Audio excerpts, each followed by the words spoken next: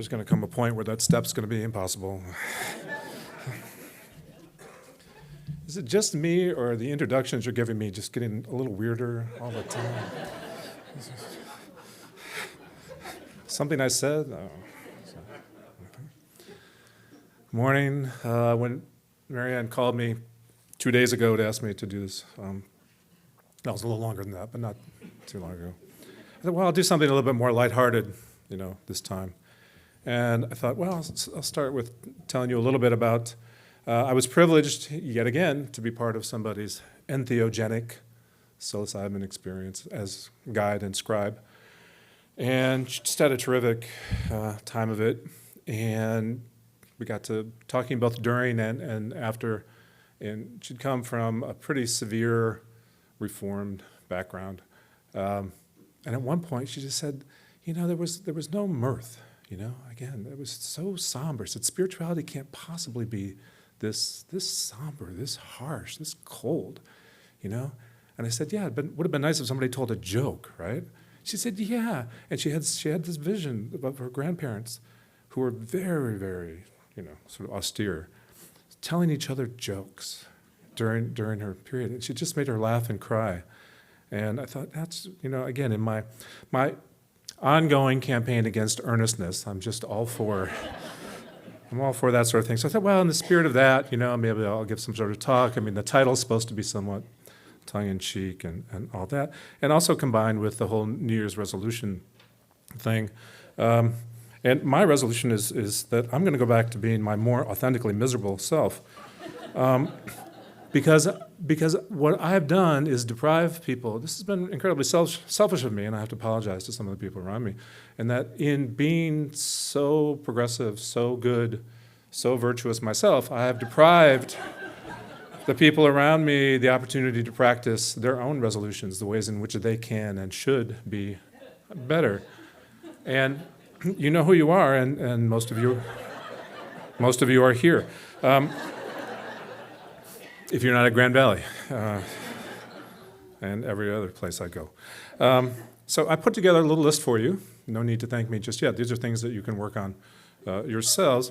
And since I'm coming back next week, I'd like to see some progress on these. At least one of these is going to touch you, I would think.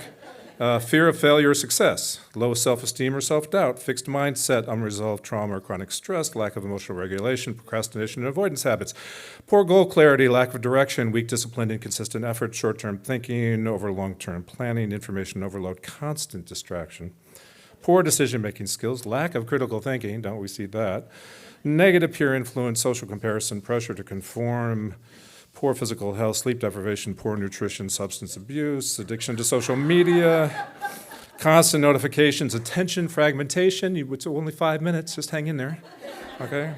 Untreated mental health conditions, addiction to social media, I already said that. See, I can't even pay attention to my own. Lack of meaning or purpose, cynicism or nihilism, fear of mortality or impermanence. You got it? At least one of those has to strike home for you. I don't know. All I care is that you do begin. Like I said, I'll be back next week, and I'm just going to not do anything in the next week, but I'm going to show up and give you an opportunity as mirror, wall, sounding board, whatever you like, to practice being better. So I was in that kind of spirit, right? Let's do the talk and that sort of thing. But then global events, the world goes on as it does. The weekly events happened as they did, and I thought, well, maybe there's another way that I should think about this title that I offered in terms of the emphasis. There's, what the bleep is wrong with everybody?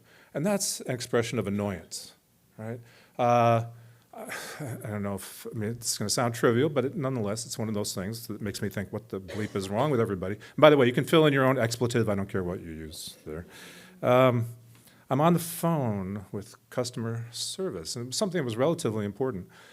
And it's one of those folks I'm hearing more and more all the time. It's like her first day on the job, or she's never seen a computer before, and so she's talking to herself about everything that's going wrong while I'm on the phone. Right? My confidence level is dropping through the floors. Is there anybody there who's ever seen a computer before? I just don't know how this works. And I think you're going to have to go back and read. It's like, no, it's a whole inner monologue. Should have been an inner monologue.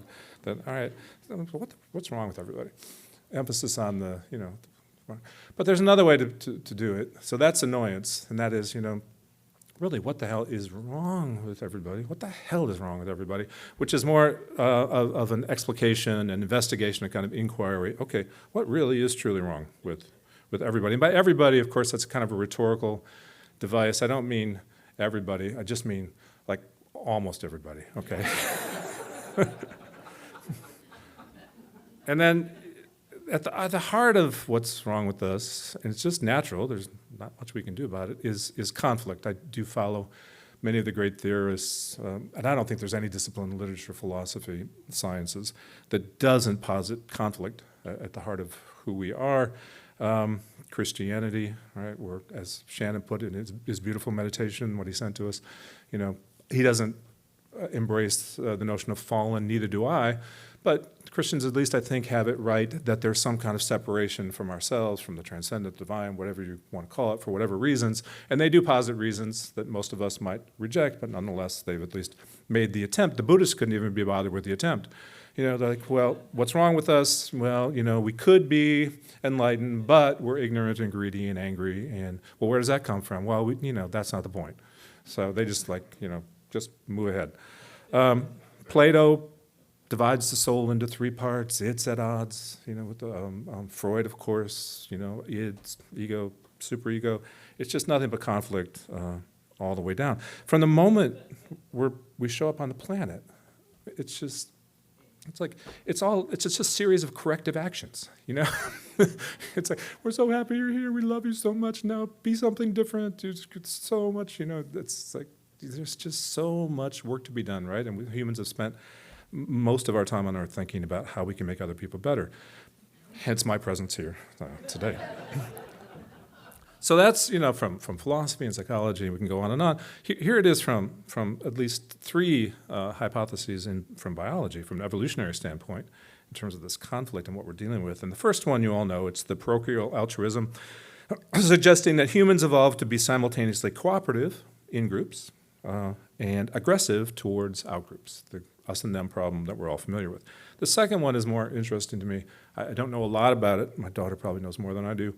The genetic conflict hypothesis. Selection pressures can operate at the gene level, creating competition between different genetic interests within a single organism for future expression. So I don't think it's the sort of thing, I've done some further reading on this and talked to some biologists. It's not the sort of thing where I wake up and I say, I can't sleep because my genes are fighting, I could just go, they wouldn't let me rest. It's more from the sort of moments of conception and what happens in utero, where the paternal side of things, as I understand it, looks to help fetal growth. The gene expression from the paternal side is looking to get as much fetal growth as possible, really emphasis on that particular baby. The maternal set of genes is saying, nope, let's put some in reserve for future offspring. This might happen again. And boom, and you get conflict right from the get-go, inherent, built into our genetic structure. And then there's the behavioral toolkit hypothesis. Rather than having any kind of fixed nature, some biologists argue humans possess a behavioral toolkit containing tools for both violent conflict and peaceful cooperation. Again, epigenetic, expressed depending upon the environment, the kind of triggers that you come in contact with. This expresses itself, of course, in various kinds of, that conflict expresses itself in various kinds of hypocrisies as well. So next week I'm going to talk about higher education. You want to be here for that. But, the right, of course, has just come down so heavily on wokeness. And if you're paying any attention at all, right, we're at the point now in the university where I can say about three things, and that's about it.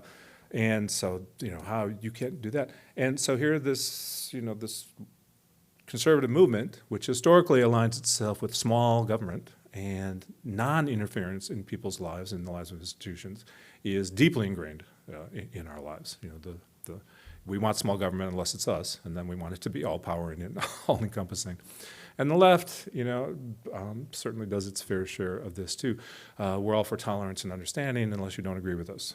And then not only, is that bad, but you really can't say it. And so the pendulum has swung, in the classroom from, can't say this because it'll be canceled by the left, or can't say this because now we'll lose all our funding. on we go. Conflict at the heart of it, from the genetic level all the way through the highest metaphysical levels of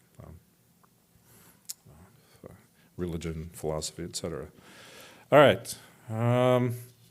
In literature, and by the way, just one thing I really, really wish that we would spend, I don't know if any of you are teachers or any influence, or the next time you're at a school board meeting or something, we're supposed to be in one of the best school districts in Michigan, and my goodness, talking about evolution, you'd think, it's like we'd shown up as the Antichrist.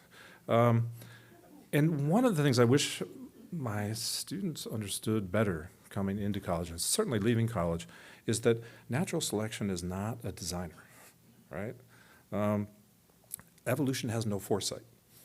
Evolution is an efficiency model. There's no optimal endpoint. It's not teleological in the sense that it's all moviness, right? It's taking advantage of certain traits and then responding to the environment to try to survive. And I think part of what's wrong with everybody, one, is we haven't taken the time to learn or teach one another very well about what's actually true about us. And that some of these conflicts that are at the base. I think, at least my hope is, that the more exposure people have to what science is able to tell us about how things actually work and who we actually are, there's a little bit of a calming effect to that.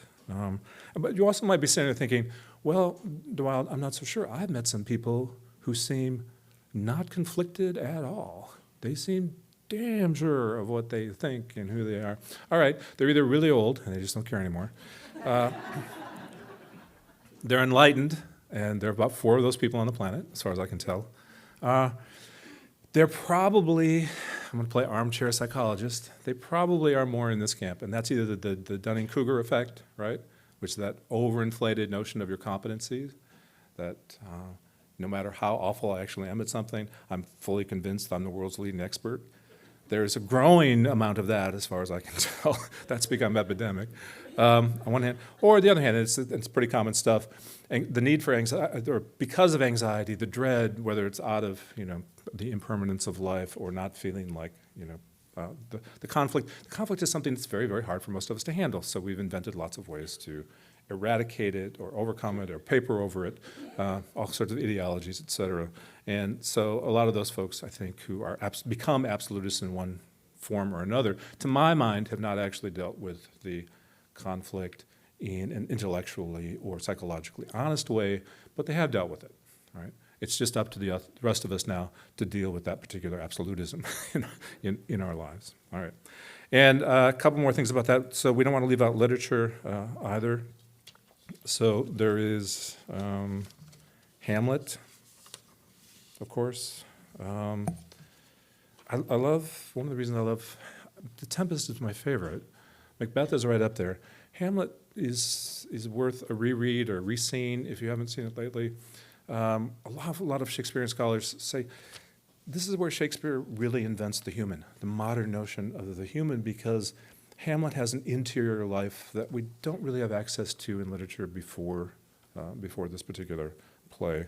And you remember, of course, Rosencrantz and Guildenstern, come in, and this whole question of how corrupt Denmark is, and they're going back and forth, and they're defending it, and Hamlet says, there's nothing either good or bad, but thinking makes it so. So all through the play, Hamlet is dealing with this tremendous inner conflict. Should he avenge his father's death? Oh, I don't know. Do I really know what I think I know? And back and forth he goes, and Ophelia's like, nah, maybe a partner, maybe she isn't. I don't know what to do. Should I kill myself? No, I'm not really mad enough to do that, right?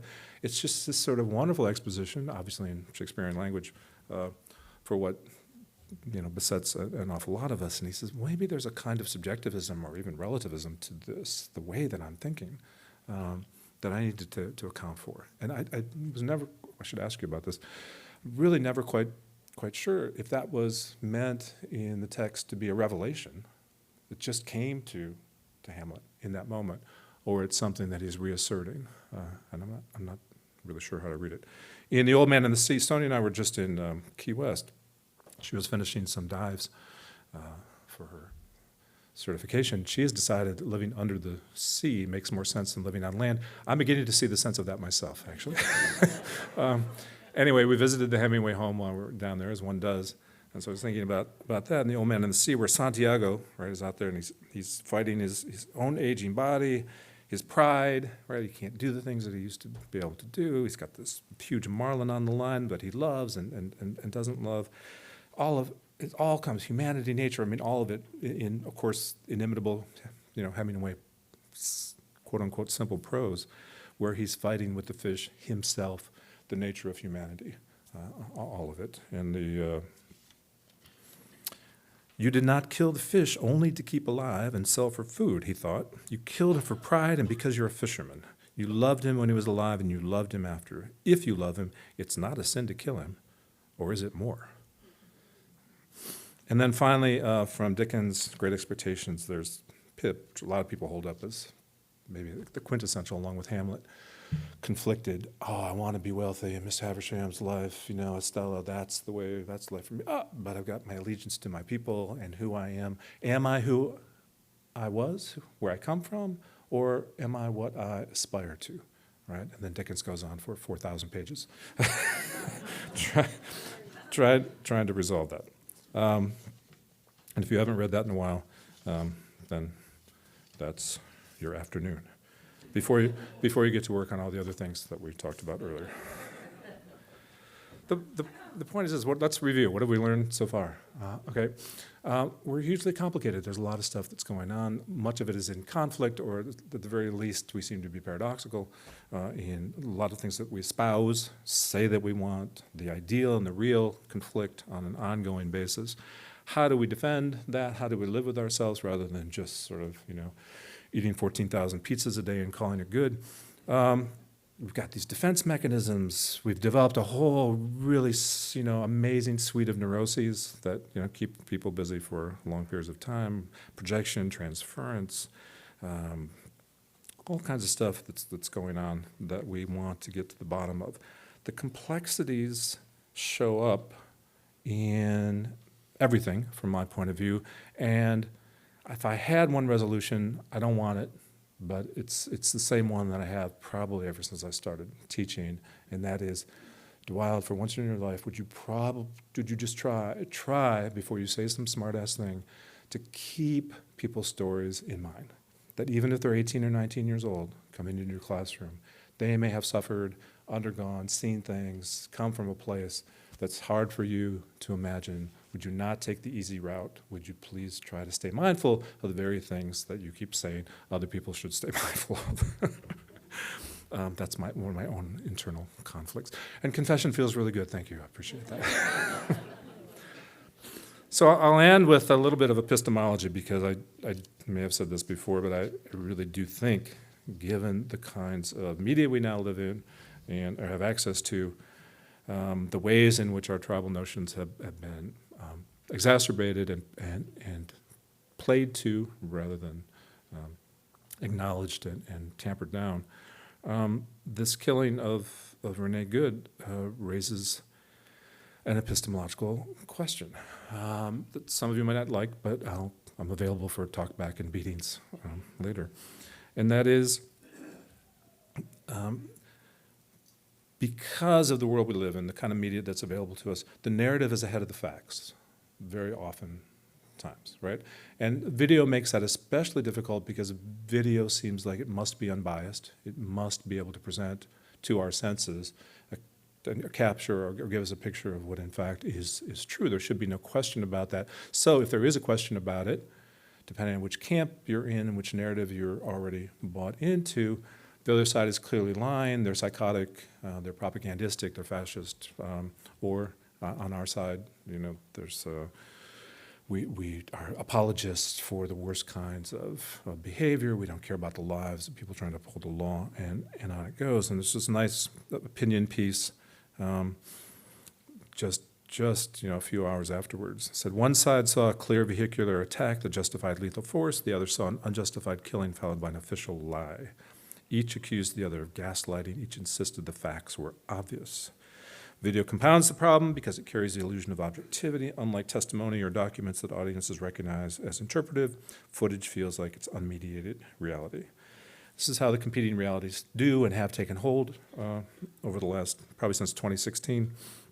Not because the evidence is clear, but because the narrative arrives first. So, I didn't want to go here either, but if I have one other resolution, that's less lighthearted again than I was hoping this whole thing would be, but events occur that do need our thought and response. It's tragedy, right? No matter which narrative side you're on, this is an incredible tragedy. And as unsympathetic as you may be to this, I would argue, we'd need much more time maybe for me to tell you why, I would argue it's truly a tragedy for the guy who pulled the trigger as well. So more consequential for her, of course, but it's going to be traumatic for him also. So what do we actually know? In advance of proclaiming what we know, is it possible to have the human or humane response first?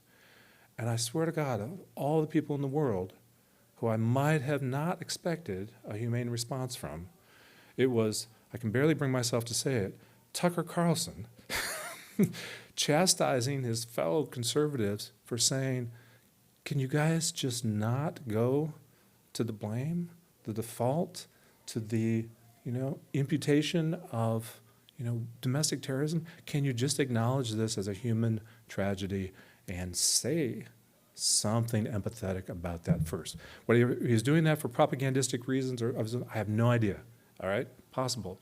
But for this one instance, I want to give him the benefit of the doubt and say, if we're going to deal with what's so terribly wrong about all of us, not just you, me too, some moment of pause. What do I actually know? What do I feel certain about what I know? And what's the humane or human response to what is in fact tragic? Might not be a bad place to start 2026. Thank you.